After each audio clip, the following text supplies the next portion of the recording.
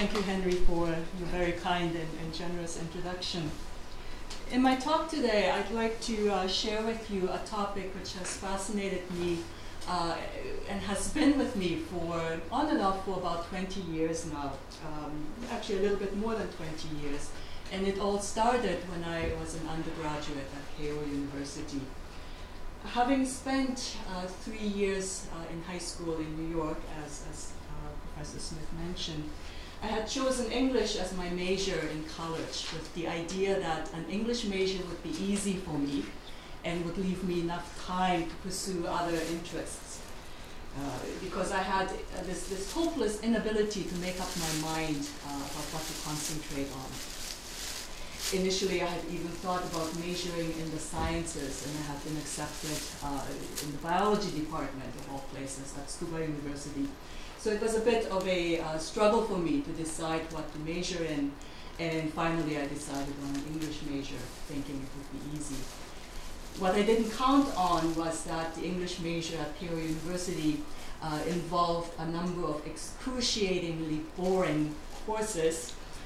Old English, Middle English, pedagogy in English, English phonetics. It was all a little bit of a nightmare. But in fact, I was able to take a number of electives, sometimes as much as 17 courses a semester. So in all, it was a good experience.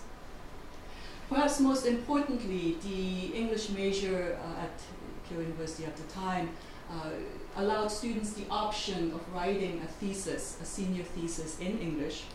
And I was lucky to have found a professor, Professor Takamiya Toshiyuki, who was willing to let the students choose any topic they wished, as long as it was explored and written up in a scholarly manner. And so I ended up with a topic which combined a lot of my very scattered and diverse interests. Among them was opera. In New York, my parents had dragged us children to the Metropolitan Opera, and I had become fascinated by opera. Also Japanese theater. I didn't know very much about Japanese theater, but I took a course offered by Professor Frank Hoff, who has passed away, but he was an expert on the Noh theater. And so I became fascinated by Japanese theater as well. I was also fascinated by German culture. It had remained close to my heart. And of course, being an English major, I thought I should include something about English in there as well. And so a senior thesis was born on the creative adaptation of the Japanese medieval Noh theater genre by 3 20th century European artists, the Irish poet William Butler Yeats, the German playwright Bertolt Brecht, and the British composer Benjamin Britten. And after about 2.5 years of research, including 1 year at Dartmouth College, where I went as an exchange student, I finished and handed in a senior thesis. It was about 250 pages long. And I did not touch this topic at all during my years at Cornell University in the PhD program in comparative literature. Although at least one professor there told me the senior thesis I had written was good enough to be a dissertation, and I should just forget all this nonsense about writing a new dissertation, just hand in my undergraduate senior thesis and be done with it. But I was adamant about working on a new topic, and this is what I worked on. I apologize for this shameless advertising, but this is the dissertation that became my first book. But in the years since finishing my dissertation and once I started teaching at University of Pennsylvania, every few years I would have the opportunity of teaching a seminar on Japanese theater. And every time I would dip back into the material and I would try to update my research. And my thinking would also be further pushed further really by my students, the interaction with the students in my seminar. In addition, I have been giving the students in my class the option of writing a Noh-style play as their final project. Instead of writing an academic paper or taking an exam, they would have the option of writing a play. And about a dozen students over the years have come up with their own no-style plays. And these contemporary no plays written in English by American undergraduate students have given me even more of an appreciation of the creative potential of the genre. What fascinated me back in my undergraduate days and fascinates me still is that the genre of no, which on the surface seems like such an esoteric and austere, forbidding kind of a form, should inspire so many different kinds of creative and transformative efforts at adaptation. Yeats, the Irish poet, wrote 4 plays for dancers, as he called them. Brecht wrote a number of Lehrstücke, didactic plays, in the late 1920s, early 30s in Germany. And Britten composed a number of operas, 3 operas, which he called parables for church performance. They were operas designed to be performed in a church environment. So these very disparate, different genres were all inspired by no. And my hypothesis has been that the different artists were drawn to no for different reasons, and that the ways in which they came into contact with no influenced what they took away from it. The quality of the translations, whether they were able to actually see a performance, hear performance, or only knew no through textual means, etc. Those affected the way in which these artists adapted the no theater. Yeats depended on a translation by Ernest Ponderosa and Ezra Pound. I will talk about that in a few minutes. And he never saw no performed, although he seems to have seen dances performed by a Japanese dancer named Ito Michio. Brecht never saw no performed either. He relied on the translation, German translation by Elisabeth Hauptmann, which was in itself based on an English translation by Arthur Waley. Britten, on the other hand, visited Japan in the 1950s and saw 2 performances of the no play, Sumidagawa. And he was also introduced to other forms of Japanese music, the court music, garaku in particular. So he had direct contact with no in performance. So part of the contrast between these artists is that while Yeats and Brecht only knew of the no theater through translations, through textual means, Britten saw and experienced no in performance.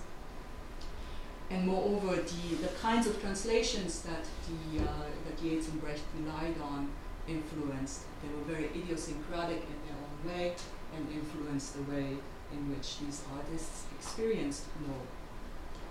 And in tracing these 3 lines of reception and transformation, adaptations, really fascinating comparisons and contrasts emerge. And I've been struck in particular by 3 aspects that become apparent in the process. The religious aspect is one of them. No, in its original context, has Shinto as well as Buddhist elements, but none of the European adapters stuck with that original religious context. Yeats poured the no story into his own mystical belief system. Brecht, as a communist writer, attacked all forms of religion through his didactic plays.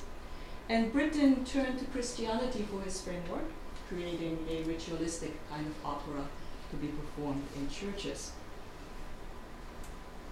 Second, there is also the political aspect. No, as a genre, had its origins in folk ritual, but eventually had come to be associated with the ruling class. Yeats similarly intended his dances for plays for dancers to be for the elite. Brecht, on the other hand, wrote his plays to be performed by students for the sake of a communist pedagogy. And Britten wrote operas that were in line with his pacifist convictions, that were his politics. And third and finally, the aspect of gender and sexuality. No is traditionally performed by an all-male cast, and at least in its early development, placed considerable emphasis on the appeal of the young male performer. And while the later process of refinement obscured this appeal considerably, this is something that Britten, Benjamin Britten, as a gay composer, was probably attuned to in a way that was not the case for Yeats and Brecht. For Yeats and Brecht, the all-male performance aspect of No seemed to have a negligible impact. In fact, for both of them, the gender and sexual aspects of No as something that could be easily ignored for their own ideological concerns. So today I'd like to give you a quick overview of this topic, drawing on both old and new research, going in chronological order, starting with a quick look at the earliest sort of interaction, earliest phase of Euro-American reception of No, then presenting the adaptations of Yeats, Brecht, and Britten, and ending with the No-inspired works undertaken by my students. But first, a little background information on the No theater, with apologies to those of you for whom this is common knowledge. But No is fundamentally a theater of anti-realism. It is a theater of mimesis. It is not a theater of mimesis and description, but rather of symbolism and formalization, and this can be seen in all aspects of the text and performance. The physical construction of the stage differs greatly from the Western counterpoint. The stage is a square platform, and there is a bridgeway that connects the main part of the stage with the backstage area, the mirror room. Actors and musicians enter and exit along this bridge to the square main acting area. And the main stage is covered by a roof, which imitates the form of a shrine. Painted pine tree decorates the back panel, as you can see there. And bamboos are painted on either side, the side door on the right, from which the chorus enters. And except for a few simple props, no scenery is used, and no attempt is really made to present a realistic picture of the scene. And I guess this must be the teacher of the drum. The musical accompaniment is played by an ensemble of flute, the shoulder drum, the side drum or hip drum, and the stick drum. The musicians sit at the back of the stage and coordinate the accompaniment, the musical accompaniment, which really ignores the fixed pitch or measured rhythm or harmony in the Western sense. The chorus sits to the right side of the stage, consists usually of 8 to 10 members, and serves to mediate between the events on stage and the audience while maintaining a sense of distance between the theater and the realistic world. The main actor wears a mask for portraying various characters. He has masks for gods, for women, for a warrior, and for a female demon. All roles are played, however, by male actors. And the No actors wear highly elaborate costumes. Its function, again, is not a realistic presentation of character, but the exhibition of beautiful colors and materials. The miming and dancing are both extremely slow and stylized. A step can mean a complete journey. The lifting of one hand can suggest weeping, and the lifting of both hands, as you see here, is really the height of great, great sadness, great passion. So these conventions of No distance the performance from the real world, and thus make the symbolic presentation of the dramatic text possible. The No text itself is highly anti-realistic. The plot is taken from a variety of Japanese and foreign stories, mythical or legendary. or inspired by Japanese and Chinese classical poems. And the text is often described as a brocade consisting of diverse pieces of old and beautiful scraps, because the frequency of citation and allusion to classical poems and stories. And many of the plays follow a definite pattern. In the first part, a traveler arrives at a place, then a place of some historical significance, a local person appears, explains the legend associated with the place, engages in some question and answer with the priest, and eventually reveals his or her true identity, and before disappearing. And this intermission enables the main actor, the shite, to change costumes. Meanwhile, another local person, played by a kyogen comic actor, comes along, clarifies and supplements the story in greater detail, and suggests that the person who has just disappeared was probably the ghost of the famous person in disguise and exists. The traveler is waiting, or he falls asleep. The ghost reappears, the shite reappears, this time in the form it had in life, and tells of its past experiences through song and dance.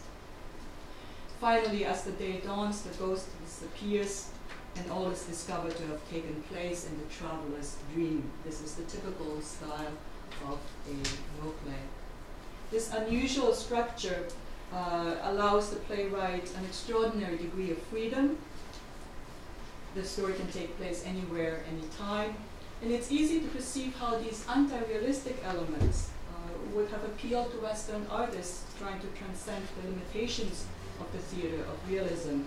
So a quick history of the reception. The 14th to 15th century is really the height of No's refinement. And the first Europeans to see a performance of No were probably missionaries in the 16th century, sent from Spain or Portugal. And some of the letters of these missionaries record that the Japanese were a theater-loving folk, and the biblical No plays were created for the purpose of spreading Christianity. Such Christian No plays no longer exist as texts today, but it is thought that they dealt with plots such as Adam and Eve, Noah and the flood, the birth of Jesus, and so on and so forth. During the years of isolation from the 17th to 19th centuries, of course, the West had little direct contact with Japan, and it was during this time that No theater itself also changed in quality.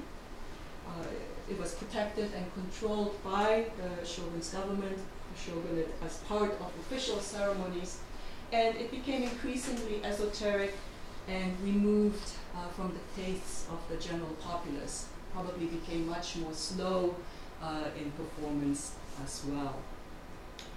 But with the fall of the shogunate in 1868 and the abolishing of the samurai rank, the end of No, the demise of No, seemed imminent.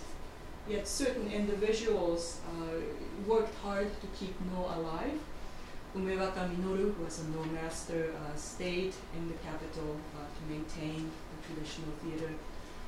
Iwakura Tomomi, who observed operas on his foreign missions to Europe and the United States, opera being performed for aristocrats and dignitaries, decided that No should become the equivalent of that in Japan, and it should become a national and imperial form of entertainment.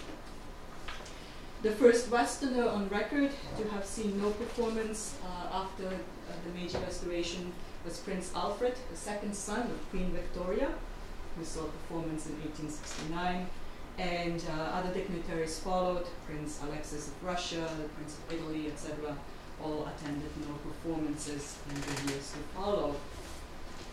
Ulysses Grant, the former president of the United States, was highly impressed by a No performance he saw in 1879, and he was the one who urged Iwakura Tomomi to preserve this tradition.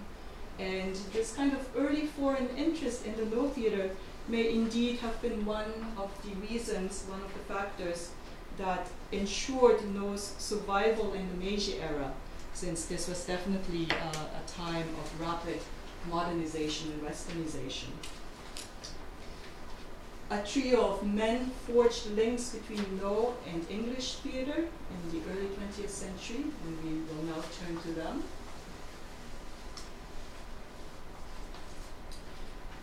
Ernest Ponderosa is famous for his enthusiasm for classical Japanese art, but he also devoted himself to the study of No. He was invited to Japan as a professor of economics and philosophy at Tokyo Imperial University, and was later appointed Commissioner of Art Research by the Japanese government. From 1898, he started taking No lessons from Umewata Minoru and translated a number of plays. But he died before he was able to put his work together in a publishable form. So his widow entrusted the manuscripts to Ezra Pound, who was a poet, then beginning to attract attention as the leader of the Imagist poetry movement. Ezra Pound didn't know Japanese. He had never been to Japan. So it was perhaps inevitable that his version of No, his reception of No and presentation of No would be rather strange, inaccurate, etc. But it was precisely this lack of detailed knowledge that enabled Pound to create a free kind of translation of considerable poetic beauty. Pound emphasized the noble and aristocratic nature of No, and on the other hand, he de-emphasized the populist and Buddhist context of No. And it seems that Pound never knew that Ponderosa was actually ordained as a Buddhist priest. This was something that Ponderosa's widow kept secret, kept away from Pound's knowledge. So in Pound's transmission of Ponderosa's manuscript, Buddhism becomes de-emphasized. And it's a fairly recent scholarship by the Ezra Pound Society of Japan, which has elucidated the extent to which Pound's own rather idiosyncratic belief system influenced his translation process.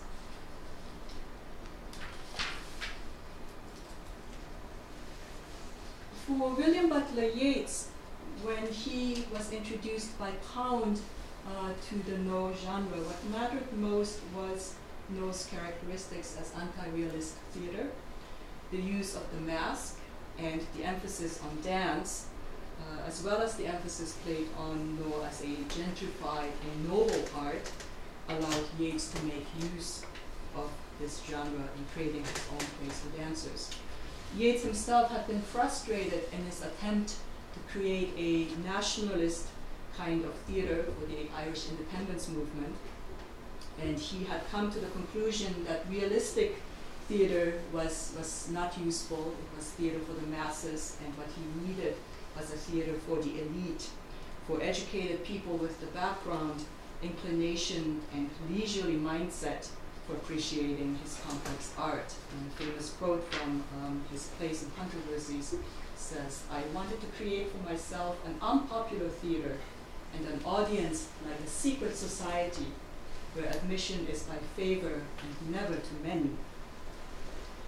So it's possible to see how Yeats's contact with No was something that was enabled by Ponderosa and Pound's translation, and in the end it resulted in justifying Yeats's own elitism.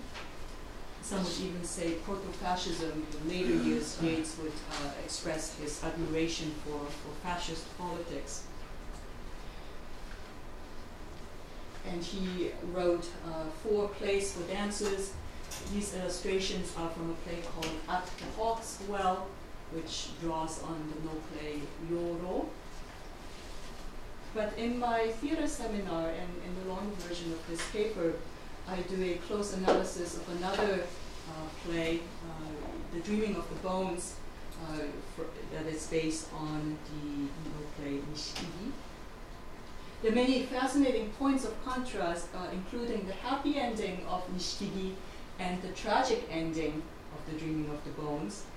To cite just one example from the very ending, I'm not going to sort of go into the details. Ponderosa's translation of the ending of the No play is sort of rather literal. But in the Pound translation, I've underlined the words of negation. We ask you, do not awake, you all will wither away. The ones in this cloth of a dream, now you will come out of sleep. You tread the border and nothing awaits you. You know, all of this will wither away. There is nothing here but this cave in the field's midst. Today's wind moves in the pines, a wild place, unlit and unfilled. And those of you who have the handout, you can sort of compare this with the previous page's Japanese. It really is Pound who is adding all of these words of negation, and it seems to me that this has made an impact, along with Yeats's own tragic view of Irish history in the tragic ending that he created for his play. In Yeats's play, a young Irish patriot refuses to forgive the ghost of a legendary couple whose adultery had caused the invasion of Ireland by the English back in the 12th century. Now, in the no play, the typical no play, the priest prays for the soul, prays for the release of the ghost, and that is the case with Nishikigi as well. But in Yeats's vision, there is no forgiveness, there is no salvation, and there is no happy ending. So it was through the mediation of Ponderosa and Pound that Yeats came into contact with No and adapted it for his own political and artistic purposes. Next, we turn to Bertolt Brecht, the German playwright. His No adaptations were driven by his own political and aesthetic concerns, which happened to be the polar opposite of those of Yeats. His encounter with No came in the years after World War I in Weimar, Germany, and Brecht had achieved success and notoriety for satiric works that attacked the bourgeoisie. But having converted to communism, Brecht's creative activities in the late 20s and 30s centered around a new form of theater, the Lehrstücke, or didactic plays, which aimed to educate both the performer and spectator in order to promote social change along communist lines. Earlier, he had proposed a new form of theater called the epic theater, and he contrasted that with the traditional theater, traditional Western theater, which seeks to create an illusion and entices the audience to suspend their disbelief and allows the audience to escape from depressing daily life. Epic theater was a very different form of theater which promoted awareness of social reality by presenting disconcerting or alienating stage pictures. But Brecht needed a form of theater that was even more simplified and stylized than the epic theater, because he wanted his Lehrstücke to be performed by students. So it had to be a really streamlined form of performance. And this is how he encountered No.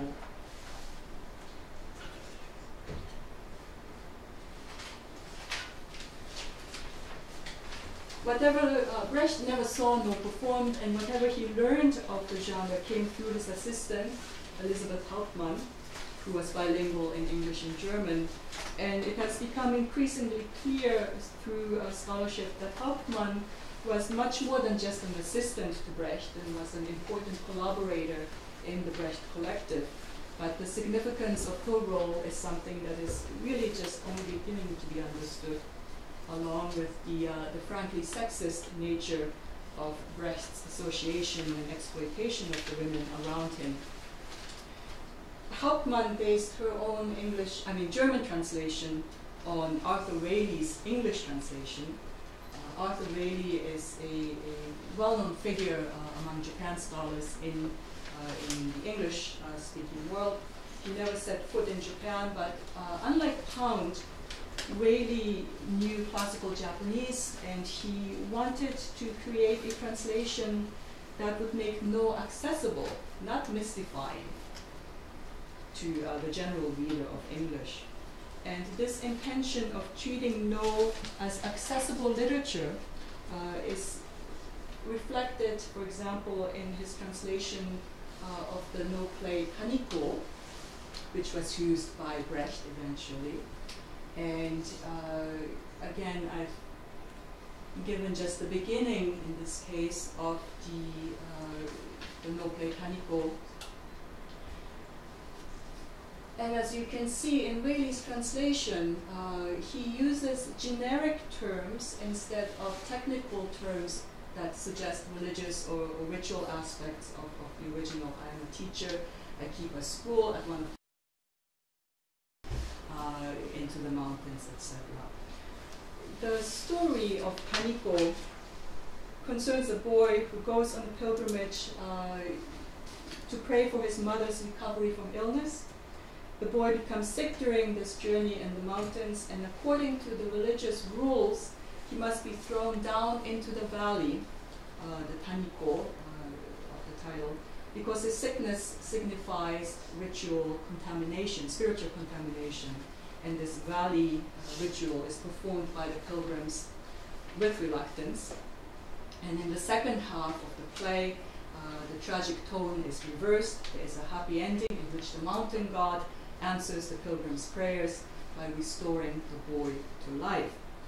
But in translating this play, Whaley performs the role of a cultural mediator, so he replaces the technical religious terms with generic terms.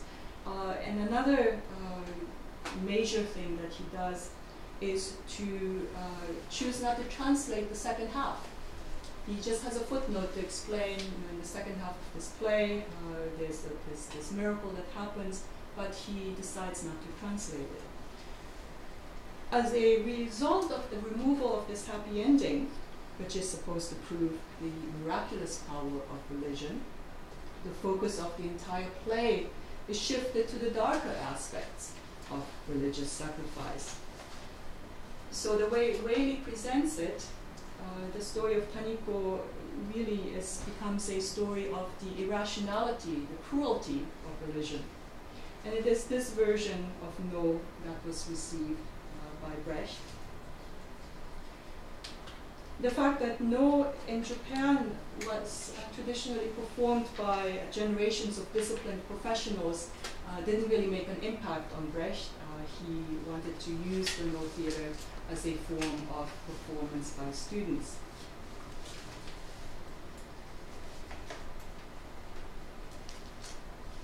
Yeats wrote a play called Der Ja-Sager, He Who Says Yes, and this was composed, Kurt Weill composed the music for it and became an opera.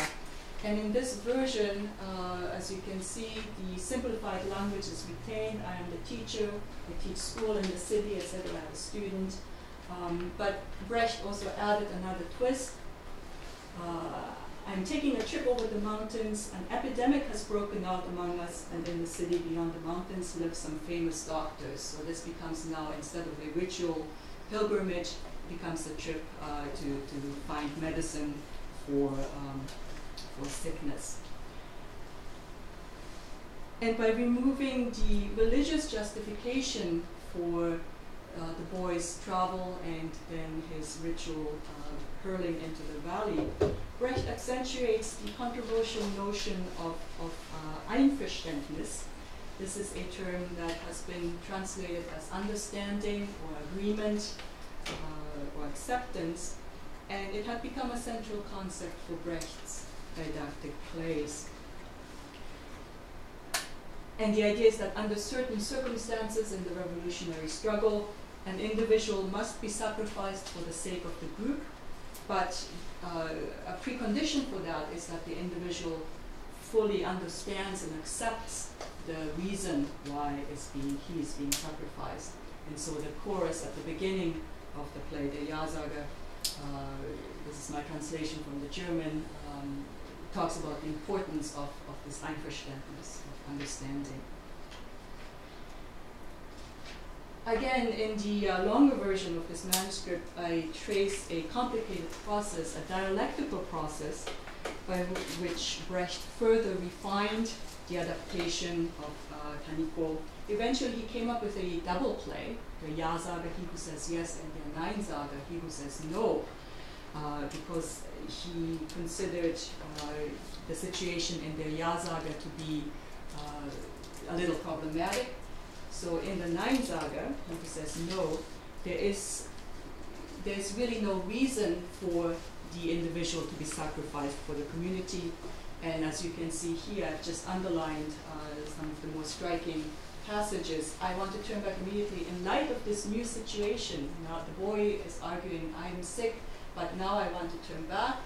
And as for the ancient and mighty custom, it seems utterly unreasonable to me. What I need is a new custom, which must be immediately put into practice, namely the custom to think anew for each situation. So the boy refuses to be thrown into the valley.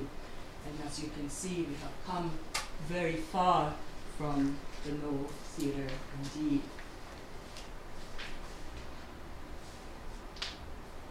I wanted to show this is sort of part of the dialectical development. Eventually, Brecht wrote an opera, sort of an opera called Die Maßnahme, The Measures Taken. And although this is not directly based on a No play, it gives you some sense of the kind of aesthetic that Brechtian theater is associated with.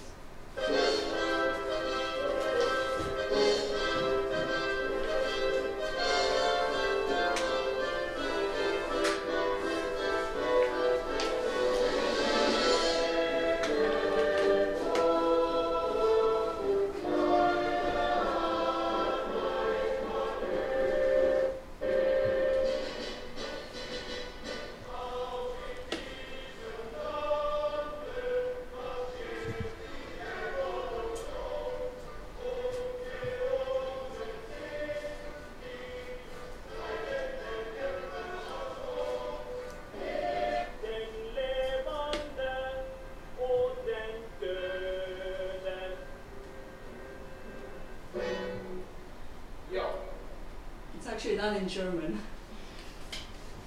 but you can see the stage was fairly bare, and the actors came through the audience in a way that made the audience wonder what is going on, breaking the sense of illusion. And later on, if I had time, I could show you the sections where the actors sort of collectively think about the problems presented to them, and then they end up with the answer Nein or no in this case.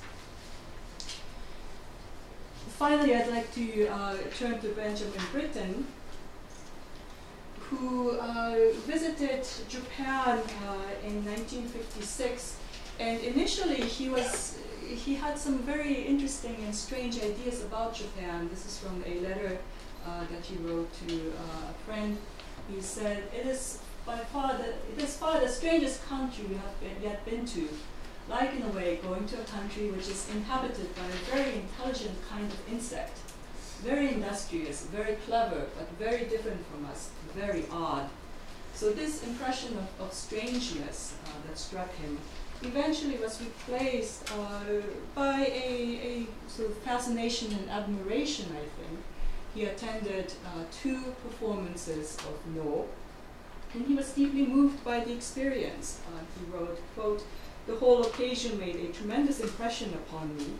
The simple, touching story, the economy of the style, the intense slowness of the action, the marvelous skill and control of the performers, the beautiful costumes, the mixing of chanting, speech, singing, which with the 3 instruments made up the strange music, it all offered a totally new operatic experience." End of quote. Britten was so impressed by the simple intensity of these No performances that he eventually created an opera based on the play called Curlew River, with the subtitle A Parable for Church Performance. It was first performed in 1964. And the dramatic action was transported from medieval Japan to East Anglia in England in the Middle Ages. And many important stylistic features of the original were retained, including an all-male cast, even the use of a mask, a modified mask, small instrumental ensemble without conductor, and the main characters would perform on a simple stage, faithfully reproducing the economy of style of the original. Some other details that have to be changed. The miyakodori in the original no play of Sumidagawa have to be changed into the curlew, which is a river bird. And here is on the right side a drawing by Colin Graham, who was the director of the first performance. And as you can see, he constructed a wooden stage, a round wooden stage, the space for the musicians to the side, and the central part raised a little bit to simulate the main part of the stage, and then a bridgeway leading to the main part as well. The most intriguing aspect of this process of adaptation was the transporting of the story from a Buddhist context to a Christian one. In the original no play, the tragedy is a tragedy of a mother who has lost her son, and strongly reflected the Buddhist belief in the transitory nature of the world. It has one of the really the saddest endings of any no play that I have seen in performance, and in the performance that I saw, I could hear the audience members sniffling around me. They were actually sort of very much touched by the sadness of the ending.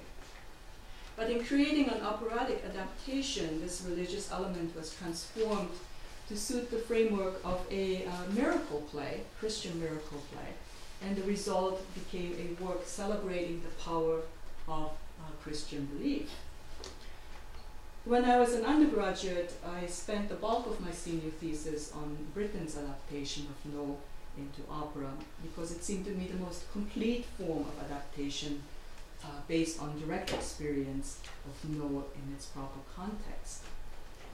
A couple of elements I don't have much time to go into, but he used a chant as the basis for the whole opera, and in the beginning each of the members in the cast come chanting, and then they are sort of ritually transformed into their roles. I want to show you a little bit of the video of Sumidagawa. It's just an excerpt of the last part where the mother thinks she sees the ghost of the son, but the son sort of disappears. And then I will also show you a little bit of the ending of Curlew River.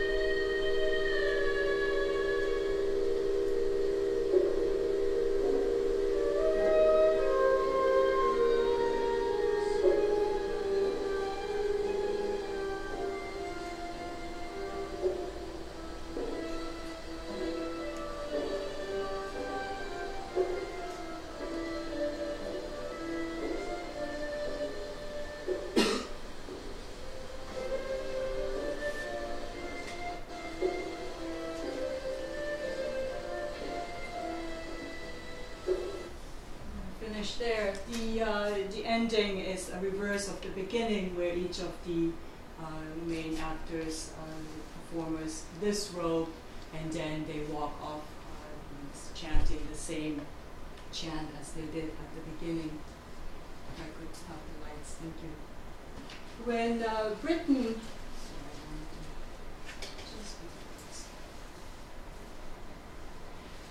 when Britten visited Japan and wrote his opera, it was still rare for someone living outside Japan to have seen No performed. No was first performed abroad for the first time in 1954 at the International Drama Festival in Venice, and has toured abroad a number of times since then, but it still remains less accessible than the other major form of classical Japanese theater, the kabuki.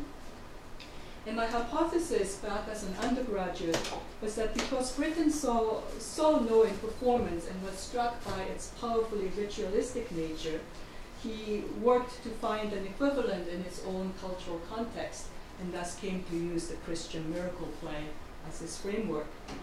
What puzzled me was what seemed like a contradiction between this overarching framework of the Christian church and Britten's own identity as a gay man. In the years since then, since the time I wrote my senior thesis, the development of both feminist criticism and queer musicology has made it possible to push my own thinking on this topic a little further. In particular, it has become possible, I think, for me to understand some of the complex motivations behind Britten's exploration of Eastern music, including Japanese No and Gagaku, but also the Indonesian gamelan.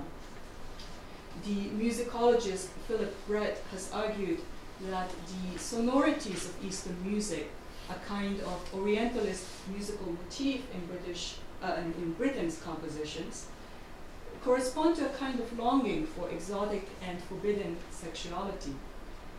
It is further possible to speculate, perhaps, how significant it was for Britten to find in No a formalized theater in which it is acceptable for an adult male in the role of a grieving mother to express sadness over the loss of a young boy.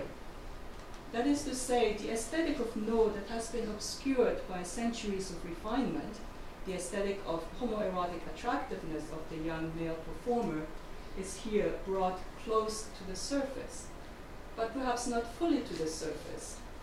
One of the strange things about Britten and the scholarship, the musicological scholarship about him, until the late 1980s really, was that his sexual status remained an open secret, it seemed. It took me until the very end of my research process as an undergraduate to finally figure out definitely that Britten was gay, and that the singer Peter Pears, who premiered the role of the madwoman in Curlew River, was indeed Britten's life companion. I'm still not sure how to fully integrate this aspect into the analysis of Britten's No adaptation, the significance he placed on the ritualistic framework, and the transposing of the story into a Christian context.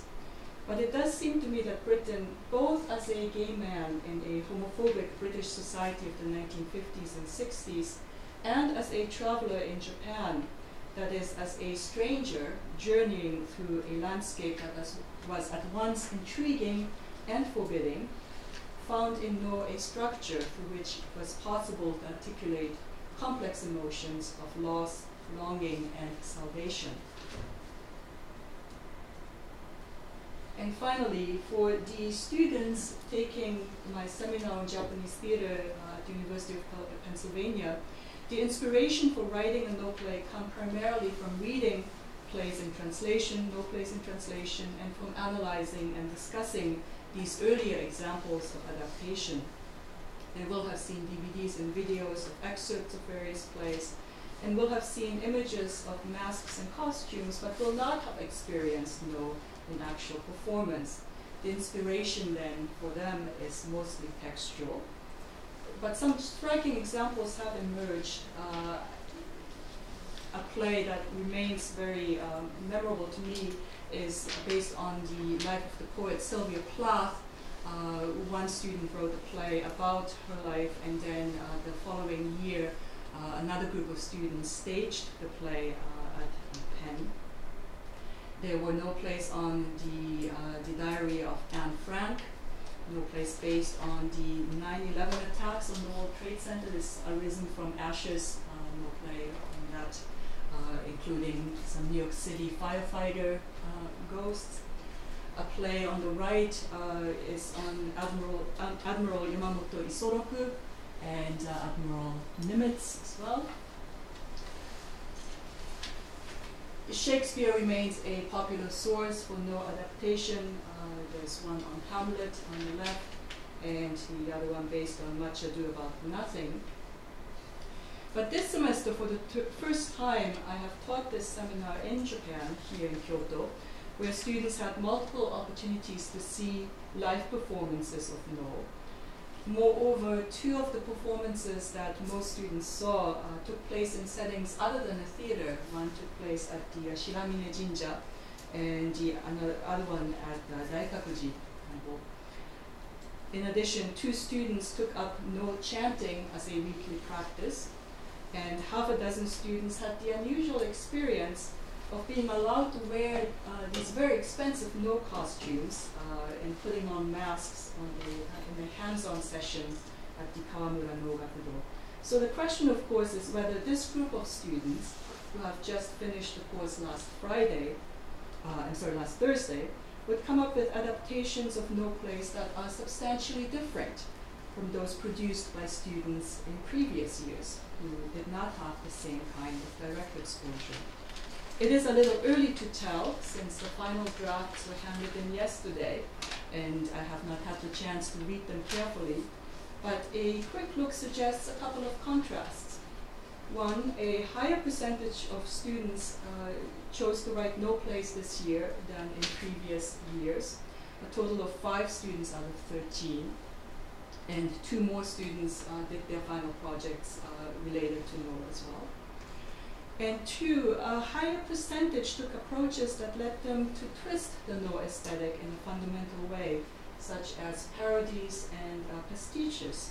And this latter point may seem a little surprising, given that students had the chance to see No in performance. Would it not make sense for them to take No more seriously? But I believe, in fact, the opposite has happened. These students at KCJS were able to see not only No, but also Kyogen, Bunraku, Kabuki, and Takarazuka in live performance. And many of them noted and were appreciative of the humor present in these other genres, particularly Kyogen, Kabuki, and Takarazuka. It may well be the case that, in contrast, the seriousness of No stood out, but was also relativized as something that can be taken up and transformed and transposed. At least that is the explanation that makes the most sense to me. The range of chosen topics this year was as wide-ranging as in the past years: a No version of Shakespeare's Macbeth, of Kafka's novel The Trial, of the story of Hector from the Iliad, a parody of Oedipus, and a parody of Saigyo Zakura no play that quotes liberally from manga and anime. Each of these students, both those in Philadelphia and Kyoto, have taken their own creative journeys inspired by No, just like William Butler Yeats, Bertolt Brecht, and Benjamin Britten before them. Thank you for your attention.